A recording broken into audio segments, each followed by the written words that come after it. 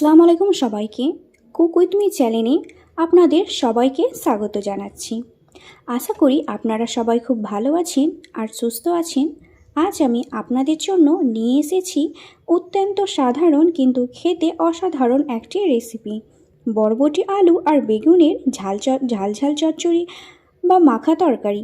গরম ভাতের সাথে এই তরকারিটা থাকলে আর কিন্তু কিছুই লাগে না।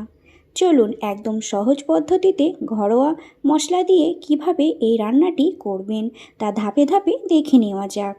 রান্নাটার জন্য প্রথমেই আমি এখানে নিয়ে এসেছি একদম তাজা সবুজ বরবটি।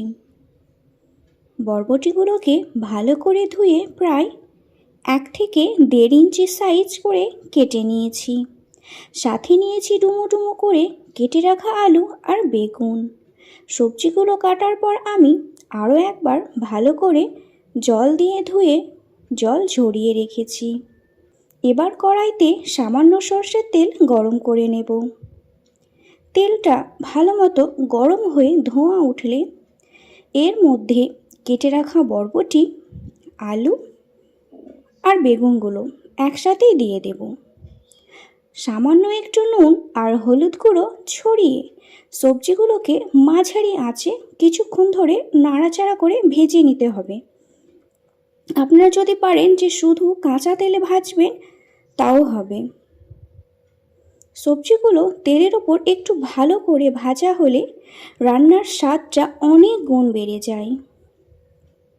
আমরা সবজিগুলোকে পুরোপুরি সেদ্ধ করব না, জাস্ট হালকা একটা সোনালি রং আসা পর্যন্ত 5 থেকে 6 মিনিট সময় নিয়ে ভেজে একটা পাত্রে তুলে রেখে দেব।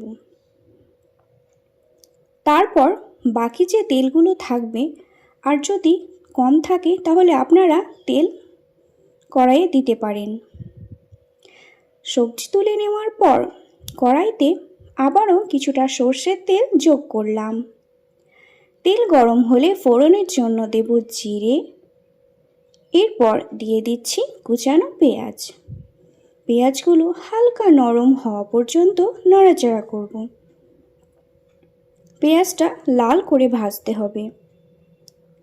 যখন দেখবেন পেঁয়াজের কালারটা একটু হালকা ব্রাউন হয়ে এসেছে, পেঁয়াজ একটু ভাজা হলে এর মধ্যে দিয়ে দেব চেরা কাঁচা লঙ্কা এবং 1 চামচ আদা রসুন বাটা। মশলাটাকে একটু সময় নিয়ে কষাতে হবে যাতে আদা রসুনের কাঁচা গন্ধটা একদম চলে যায়। এবার এর মধ্যে একে একে গুঁড়ো মশলাগুলো দেব। প্রথমে দিচ্ছি স্বাদ মতো নুন, 1/2 চামচ হলুদ গুঁড়ো, 1 চামচ জিরে গুঁড়ো আর সামান্য পরিমাণে লঙ্কা গুঁড়ো। ঝালটা অবশ্যই আপনাদের পছন্দ মতো দেবেন। আপনারা যদি চান তো কাশ্মীরি লঙ্কাও ব্যবহার করতে পারেন, এতে কালারটা খুব সুন্দর হয়। তবে কাশ্মীরি লঙ্কার স্বাদ খুব ঝাল হয় না, তবে কালারের জন্য ব্যবহার করতে পারেন। মশলা যাতে পুড়ে না যায় তার জন্য সামান্য একটু জল দিয়ে মাঝারি আঁচে খুব ভালো করে কষিয়ে নিতে হবে, যতক্ষণ না মশলা থেকে তেল আলাদা হচ্ছে। মশলাটা যখন খুব সুন্দরভাবে কষে আসবে আর তেল ছাড়তে শুরু করবে, তখন আগে থেকে ভেজে রাখা বরবটি, আলু আর বেগুনগুলো কড়াইয়ে ঢেলে দেব। এবার মশলার সাথে সবজিগুলোকে খুব ভালো করে মেশাতে হবে। এই পর্যায়ে গ্যাসের আঁচটা মাঝারি রেখে 3 থেকে 4 মিনিট সবজিটা মশলার সাথে কষিয়ে নিব। তাড়াহুড়ো করবেন না, মশলাটা যত ভালো ক্রমান্বয়ে সবজির ভেতরে ঢুকবে তরকারির টেস্ট ততই চমৎকার হবে।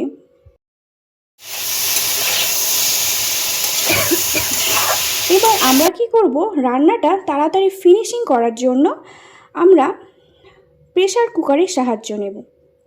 ভালো করে সেটা কষানো হয়ে গেলে আমরা একটা প্রেসার কুকার নেব এবং সবজি ভালো করে কষানো হয়ে গেলে রান্নাটা ঝটপট ও পারফেক্টলি সিদ্ধ করার জন্য আমি এটাকে একটা প্রেসার কুকারে ট্রান্সফার করে নিচ্ছি।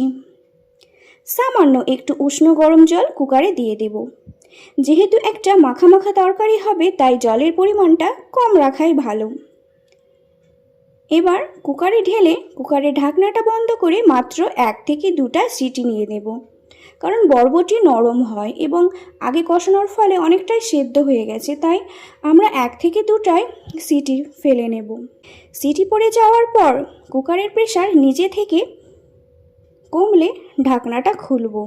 দেখুন সবজিগুলো একদম গোটা গোটায় আছে, অথচ সুন্দর সেদ্ধ হয়ে গেছে। সব শেষে ওপর থেকে একটু গরম মশলার গুঁড়ো অথবা ভাজা মশলার গুঁড়ো ছড়িয়ে আলতো হাতে মিশিয়ে নিলেই তৈরি আমাদের গরম গরম বরবটি আলু বেগুনের সুস্বাদু তরকারি। রেসিপিটি কেমন লাগলো অবশ্যই কমেন্ট করে জানাবেন। ভালো লাগলে লাইক, শেয়ার এবং চ্যানেলটি সাবস্ক্রাইব করতে ভুলবেন না। আজ তবে এই পর্যন্তই, দেখা হবে পরের ভিডিওতে। ধন্যবাদ।